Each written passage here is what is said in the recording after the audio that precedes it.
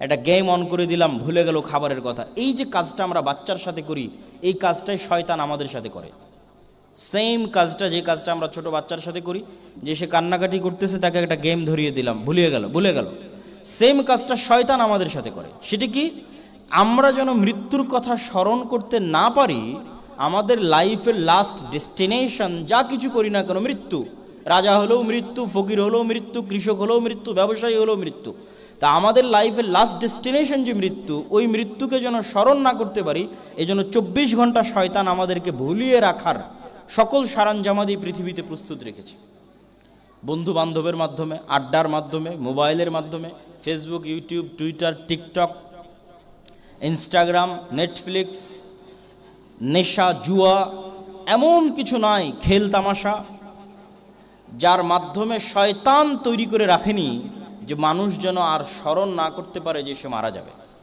তাহলে এই যে আমাদের সময়গুলোকে শয়তান নষ্ট করে দিচ্ছে, ধ্বংস করে দিচ্ছে, আমাদের লাইফ থেকে হারিয়ে যাচ্ছে, আর আমরা সেই সময়গুলোকে ম্যানেজ করতে পারছি না, এবং আমরাও ধ্বংসের অতল গহ্বরে হারিয়ে যাচ্ছি। এটি থেকে যদি আমরা বের হতে চাই, তাহলে আমাদেরকে সময়কে কাজে লাগাতে হবে। কিভাবে সময়কে কাজে লাগাবেন? টাইম ম্যানেজমেন্টের উপর অনেক কোর্স আছে, অনেক বই আছে, আপনারাও জানেন, ইংরেজিতে আছে, বাংলা অনুবাদ হয়েছে। এই সবগুলো বইয়ের পূর্বে আমি যদি আপনাকে বলি, ইসলাম ইটসেলফ, ইসলাম নিজেই একটা টাইম ম্যানেজমেন্ট, তো এটা বাড়াবাড়ি হবে না। কেন বাড়াবাড়ি হবে না? আপনি আশ্চর্য হবেন যে ইসলামের এমন কোন ইবাদত, এমন কোন আমল আছে যা আল্লাহ সময়ের সাথে কানেক্টেড করে দেয়নি। এমন একটা আপনি আমল খুঁজে বের করেন যেটাকে আল্লাহ সুবহানাহু ওয়া তাআলা টাইম রিলেটেড করেননি। বেশিরভাগ, প্রায় সব। সালাতের কথা যদি বলেন, তাহলে 5 ওয়াক্ত সালাতের নির্ধারিত সময় আছে না নাই? আছে। নির্ধারিত সময়ে সালাত আদায় করতে হয়। তাহলে পুরো একটা দিনের টাইম ম্যানেজমেন্ট সালাত দিয়ে শেষ হয়ে গেল। আমরা যে, আপনি পৃথিবীর যে কোনো সাকসেসফুল ব্যক্তির হিস্ট্রি যাচাই করেন এবং গুগলে গিয়ে সার্চ দিয়ে, চ্যাট জিপিটি দিয়ে লিখে দেখেন যে তারা কখন ঘুম থেকে উঠে। বেশিরভাগ 90% সাকসেসফুল মানুষ, যে ধর্মেরই হোক, যে রিলিজিয়ানেরই হোক না কেন, তারা সকাল সকাল ঘুম থেকে উঠে। আর এই সকাল সকাল ঘুম থেকে উঠার সাথে দিনের সম্পর্কের চাইতে এই পুরো ওয়ার্ল্ড ম্যানেজমেন্টে আল্লাহর যে রুলস, তার সম্পর্ক বেশি। এই পৃথিবী আল্লাহ অবশ্যই একটা নিয়মের আলোকে পরিচালনা করে থাকেন। যেমন আমরা যদি দেখি যে আল্লাহর এই পৃথিবী পরিচালনায় সকালের নিয়মটা কি, আল্লাহর পৃথিবী পরিচালনায় সকালের নিয়ম দেখেন, একটু মনোযোগ দিয়ে দেখেন। সূর্য কখন ওঠে? সূর্য কখন ওঠে? সকালে ওঠে। ফুল কখন ফোটে? সকালে ফোটে। পাখি কিচিরমিচির শুরু করে কখন? সকালে। আল্লাহর অন্যান্য যা সৃষ্টিজীব আছে, প্রকৃতি আছে, তার সবগুলো সজীব ও সতেজ অবস্থায় জেগে ওঠে কখন? সকালে। তো আল্লাহ সুবহানাহু ওয়া তাআলার পৃথিবীর যে প্রাকৃতিক রুলস তৈরি করে দিয়েছেন, সেই প্রাকৃতিক রুলস বলছে যে সকালে উঠতে হবে এবং সকাল থেকে কাজ শুরু করতে হবে, এবং আমাদের বডির ব্লাড সার্কুলেটও সেভাবে হয়। আপনি বিজ্ঞান নিয়ে পড়াশোনা করলে দেখবেন যে চন্দ্রের উত্থান পতনের সাথে মানুষের শরীরের ব্লাড কানেকশনের উত্থান পতন হয়। তো ঠিক আপনার শরীরের মধ্যে কাজের প্রোডাক্টিভিটি, আপনার মেন্টাল স্যাটিসফ্যাকশন, সব কিছু বাই ডিফল্ট সকালে রাখা আছে। এভাবেই আল্লাহ পৃথিবী তৈরি করেছে। তো যখনই আপনি এই ন্যাচারাল রুলসকে ব্রেক করবেন, দিনের জন্য নয়, যখন আল্লাহর দেওয়া এই প্রাকৃতিক নিয়মকে আপনি লঙ্ঘন করবেন, আপনি আসলে কোনো জগতেই সাকসেসফুল হতে পারবেন না। এই সকালকে কাজে লাগিয়েই আপনাকে সাকসেসফুল হতে হবে। এই জন্য পৃথিবীর যে কোনো দিন, যে কোনো ধর্মের মানুষ যদি আল্লাহর এই প্রাকৃতিক নিয়মের সাথে তার লাইফ পরিচালনা করে, সে সাকসেসফুল হয়ে যাবে। রাসূলুল্লাহ সাল্লাল্লাহু আলাইহি ওয়াসাল্লাম বলছেন, ইন্নাল্লাহা জাআলা লিহাযিহিল উম্মাতা আল বারাকাতা ফি বুকুরিহা। আল্লাহ সুবহানাহু ওয়া তাআলা এই উম্মতের জন্য বরকত রেখেছেন। আল্লাহ এই উম্মতের জন্য বরকত রেখেছেন সকালে। আল্লাহ এই উম্মতের জন্য বরকত রেখেছেন সকালে। ইবনুল কাইয়িম রাহিমাহুল্লাহ বলছেন, যে আমাদের সালাফে সালেহীন তারা কষ্টের মধ্যে থাকুক, সফরে থাকুক, বাড়িতে থাকুক, ফজরের পর ঘুমাতেন না। লা ইয়ানামুনা বা'দা সালাতিল ফজর, ফজরের সালাতের পর ঘুমাতেন না। ধরেন কেউ লম্বা সফর করেছে, দীর্ঘ পরিশ্রম করেছে, তার ঘুম দরকার, তো ইবনুল কাইয়িম রাহিমাহুল্লাহ বলছেন ইয়ান্তাজিরুনা ইলা তুলুইশ শামস, সূর্য ওঠা পর্যন্ত অপেক্ষা করতেন। ঘুমাতে হবে, যেহেতু শরীরের প্রয়োজন, ক্লান্ত, ঘুমাতে হবে, কিন্তু তবুও সকালে ঘুমানো যাবে না। কতক্ষণ পর্যন্ত তারা অপেক্ষা করতেন? সূর্য উঠা পর্যন্ত অপেক্ষা করতেন। সূর্য উঠে গেছে তখন এবার বিশ্রামে চলে যেতেন, কেননা ফজরের পর থেকে সূর্য ওঠা পর্যন্ত এই সময়টা বরকতময় সময়। এই সময়ে সমগ্র পৃথিবী প্রাকৃতিকভাবে, ন্যাচারালভাবে রিবার্থ হয়, নতুন জন্ম হয়, পুনর্জন্ম হয়। সবচেয়ে প্রোডাক্টিভ টাইম মানুষের লাইফের হচ্ছে সকাল। এই জন্য এই সময়ে যে ঘুমাবে তার চেয়ে হতভাগা কেউ নাই, এবং সে কখনোই লাইফে সর্বোচ্চ জায়গায় পৌঁছতে পারবে না। একটা লিমিটেশন পর্যন্ত থেকে শেষ হয়ে যাবে। এক্সট্রা অর্ডিনারি কিছু করবে, দিস ইজ ইম্পসিবল। সে যদি মনে করে যে হ্যাঁ আমাকে এক্সট্রা অর্ডিনারি কিছু করতে হবে, তাহলে অবশ্যই কন্টিনিউয়াসলি এই বরকতময় সময়কে কাজে লাগাতে হবে, ফজর থেকে নিয়ে সূর্য ওঠা পর্যন্ত। কিন্তু দুঃখজনক হলো সত্য, আমাদের ছাত্র ভাইয়েরা সবচেয়ে ঘুমায় বেশি ফজরের সময় এবং ফজরের পরে। তো এই অভ্যাস থেকে আমাদের বের হয়ে আসতে হবে। আপনি অস্ট্রেলিয়ান পিপল যারা আছে, জনগণ আছে, তাদের লাইফ স্টাইল, জীবনযাপনের ঘুমানোর এবং ওঠার সময় যদি সার্চ দিয়ে দেখেন, চ্যাট জিপিটি অথবা গুগলের সহযোগিতায়, দেখবেন যে প্রায় 90% অস্ট্রেলিয়ানরা সকালে খুব দ্রুত ঘুম থেকে ওঠে। আমি পাশ্চাত্যের কথা বলতেছি না, ওয়েস্টার্ন কালচারের কথা বলতেছি না, আমেরিকা ইউরোপের কথা বলছেন, তবে অস্ট্রেলিয়ানরা খুব দ্রুত ঘুম থেকে ওঠে। তো খুব দ্রুত ঘুম থেকে যদি আমরা না উঠি এবং আমাদের এই সময়কে যদি কাজে না লাগে, আমরা ব্যর্থ। তো আমরা যেটি বলছিলাম যে 5 ওয়াক্ত সালাত আমাদের কি উপকারটা দিবে? 5 ওয়াক্ত সালাত আমাদের সবচেয়ে বড় যে উপকারটা দিচ্ছে সেটি হচ্ছে সকালে উঠতে সহযোগিতা করছে। এক, যে 5 ওয়াক্ত সালাত আদায় করে তাকে অটোমেটিক সকালে উঠতে হবে। এবার বাকি 4 ওয়াক্ত আমাকে কি উপকার দিবে? সকালে উঠার আরেকটা বড় ব্যাপার হচ্ছে, কেউ যখন সকালে উঠে কাজ শুরু করে, দেখবেন 10টার মধ্যে কাজ শেষ হয়ে গেছে, আর কাজ করার মতো আসলে কিছু পাবে না, পড়ার মতোও কিছু পাবে না। কিন্তু 10টা 11টা পর্যন্ত ঘুমিয়ে থাকার পর যদি দিন শুরু করে, তো আল্লাহর নবী বলতেছেন যে এই শয়তানি অবস্থায় দিন শুরু হয় এবং শরীরের যে বরকতবিহীন অবস্থায় দিন শুরু হয়, সারা দিন শরীর যে পরিমাণ ম্যাজম্যাজ করে এবং অস্থিতিশীলতা কাজ করে, রাত 10টা 11টা 12টা 1টা 2টা পর্যন্ত কাজ করলেও কাজ শেষ হবে না, কেন উঠেছে সকাল 10টায়, আর উঠবে ফজরে 10টার মধ্যে কাজ শেষ হয়ে যাবে, সারাদিন ফ্রি এবং সবচেয়ে প্রোডাক্টিভ টাইম। তো যেটি বলতেছিলাম যে সালাত কি উপকার দেয়? সালাত সকালে উঠতে সহযোগিতা করলো, বাকি 4 ওয়াক্ত সময়ে কি করবে?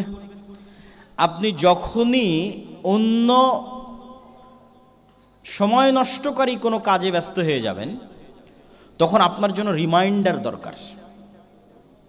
তো আপনি যদি 5 ওয়াক্ত সালাত আদায়কারী হন, তাহলে নামাজ ইটসেলফ একটা রিমাইন্ডার। ধরেন আপনি গেম খেলায় ব্যস্ত হয়ে গেছে, এখন আপনাকে আপনার মাকে এসে রিমাইন্ডার দিতে হবে, পড়া বাদ দিয়ে গেম খেলছিস কেন? অথবা আপনার বন্ধুকে এসে বলছে আজকে পরীক্ষা আছে, গেম খেলিস না, রিমাইন্ডার। কিন্তু আপনি যদি 5 ওয়াক্ত সালাত আদায়কারী হন, তাহলে আপনি যে সিচুয়েশনে থাকেন না কেন, একদিনে 4 বার আপনি রিমাইন্ডার পাচ্ছেন। যে কাজেই ব্যস্ত থাকেন না কেন, হঠাৎ করে রিমাইন্ডার চলে আসছে জোহরের সালাত আদায় করতে হবে। আজান দিল, অজু করলেন, রিফ্রেশ হলেন, সালাতে গেলেন, এই যে একটা ব্রেক পেল আপনার ব্রেন, এই ব্রেকে যদি আপনার মধ্যে প্রোডাক্টিভ চিন্তা থাকে, আপনি আবার চিন্তা করবেন আমি সালাতের পর কি করব, কি করা উচিত ছিল, কাল কি আছে, কি করতে হবে। এই যে চিন্তা করার সুযোগটা পাচ্ছেন, এটা আপনাকে হেল্প করবে আপনার রুটিন মেনটেন করতে। আর যখন আপনি চিন্তা করার সুযোগটা পাচ্ছেন না, একটা নেশার মধ্যে ডুবে গেছেন, একটা ঘোরের মধ্যে চলে গেছেন, তখন তো আপনার পুরো দিন সেখানে নষ্ট হয়ে যাবে। হয় একটা মুভি দেখছেন, পুরো দিন নষ্ট, হয় একটা সিরিয়াল দেখছেন, পুরো দিন নষ্ট, অথবা বন্ধু বান্ধবের সাথে আড্ডা দিচ্ছেন, পুরো দিন নষ্ট, কেন কোনো রিমাইন্ডার নাই। কিন্তু আপনি এই কাজ করা অবস্থাতেও যদি একজন পাক্কা সালাত আদায়কারী হন, যে সালাতের বিষয়ে ছাড় দেন না, তাহলে প্রত্যেক ওয়াক্ত সালাত আপনার জন্য একটা রিমাইন্ডার যে আমি এই সালাতের পর কি করব। তখন আপনি আবার নতুন করে চিন্তা করার সুযোগ পাচ্ছেন, আবার নতুন করে সিদ্ধান্ত নেওয়ার সুযোগ পাচ্ছেন। এই নতুন চিন্তার সুযোগ, নতুন সিদ্ধান্তের সুযোগ আপনার রুটিন এবং আপনার প্রোডাক্টিভিটিকে বাড়িয়ে দিবে। ফলত সালাতের চাইতে বড় time management, daily routine maintain করার জন্য পৃথিবীতে আর নাই।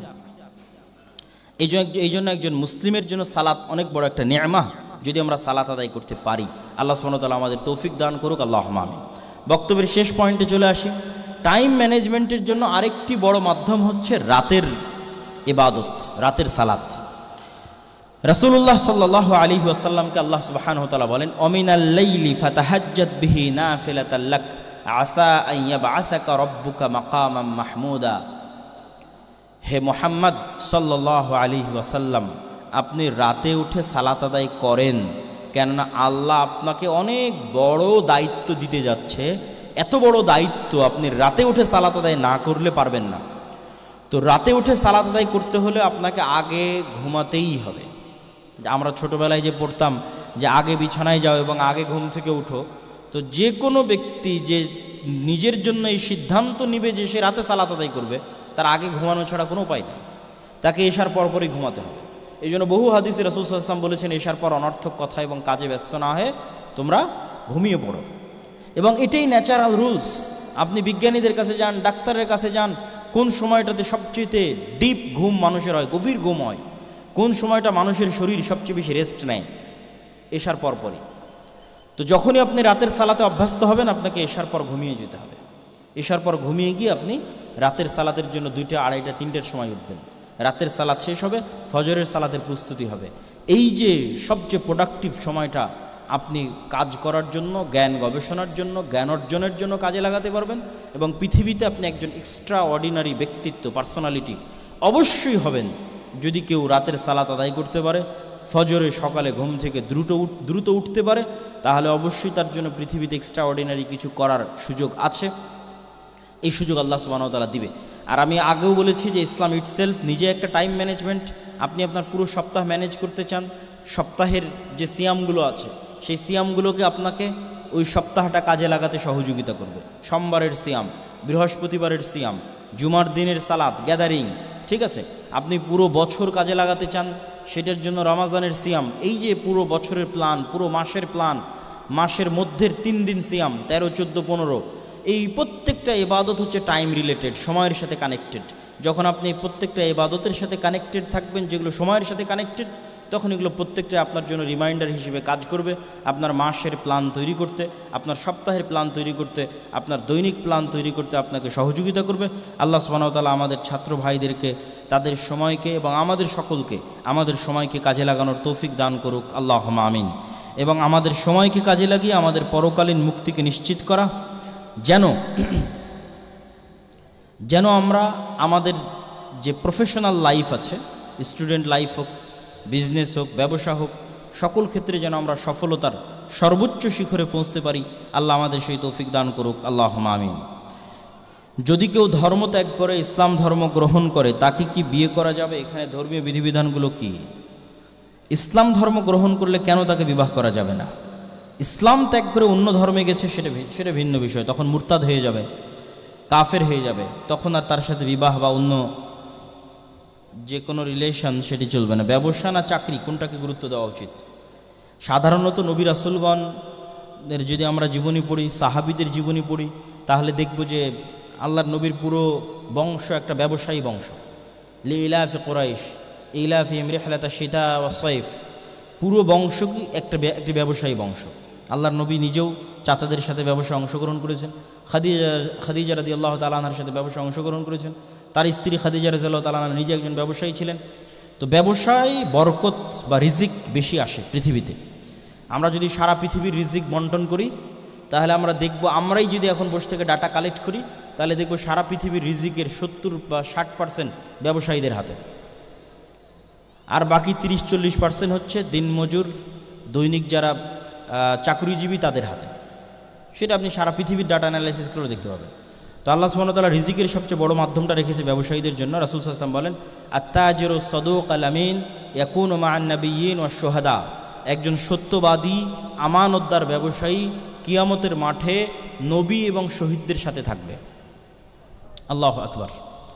যে একজন সত্যবাদী আমানতদার ব্যবসায়ী কিয়ামতের মাঠে নবী এবং শহীদদের সাথে থাকবে, এর চেয়ে বড় সম্মানের, এর চেয়ে বড় রেসপেক্টেড আর কি হতে পারে? ব্যবসা করলে সবচেয়ে বড় সুবিধা হচ্ছে নিজের উপকার করা যায়, মানুষের উপকার করা যায়, দেশ ও জাতির উপকার করা যায়।